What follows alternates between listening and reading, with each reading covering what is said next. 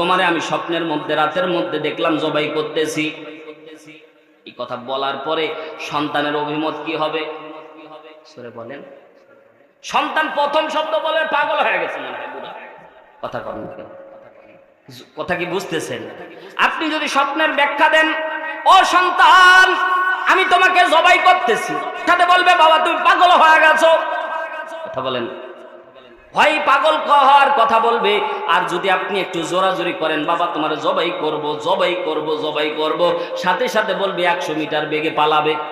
কথা বলেন ঠিক কিনা? কিন্তু ভাইয়ার আমার, ওই যে আল্লাহ রাব্বুল আলামিন বলছে এমন একটা সন্তান তোমাকে দান করতেছি যে সন্তান তোমার চক্ষু শীতলকারী। জোরে বলেন সুবহানাল্লাহ। আল্লাহ রাব্বুল আলামিন বললেন, সন্তান ডাকতে বলছে, সন্তানের ভাষাটা কেমন ছিল?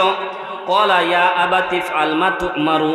ও বাবা, ও বাবা শুনে রাখো, ও বাবা শুনে রাখো, তুমি স্বপ্ন দেখেছো যা পালন করবে তা নির্দ্বিধায়, কোনো সন্দেহ নেই। শুধু সন্তান এতটুক বলেনি, সন্তান ছোট্ট সন্তান বলছে সাতাজিদুনি ইনশাআল্লাহ।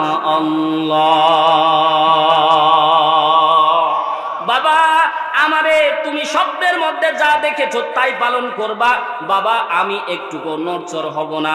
ও বাবা ইনশাআল্লাহ।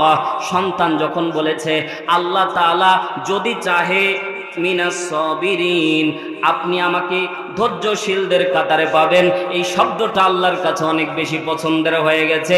চিৎকার দিয়ে একবার বলেন না আল্লাহু আকবার। ছোট্ট সন্তান বলছে বাবা আমাকে সবরকারীদের কাতারে পাবেন, আমাকে জবাই করতে আপনার কোনো পরিমাণ কষ্ট হবে না বাবা, কোনো পরিমাণে কষ্ট হবে না।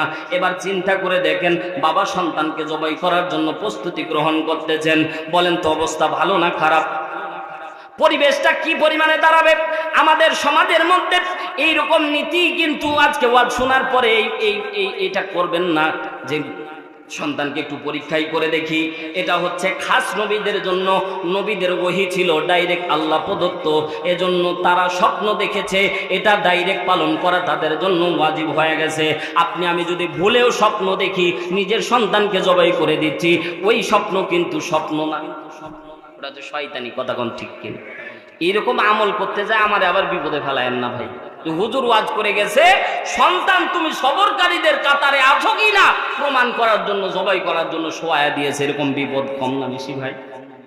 সম্মানিত ভাইয়ের আমার, সন্তান প্রস্তুত হয়ে যাচ্ছে রবের জন্য কোরবানি হওয়ার জন্য। বাবা কেমন আর সন্তান কেমন একটু গভীর মনোযোগ দেন। এখানে একটা জিনিস মনে রাখা লাগবে, আল্লাহ রাব্বুল আলামিন হুকুম করতেছেন আর বান্দা পালন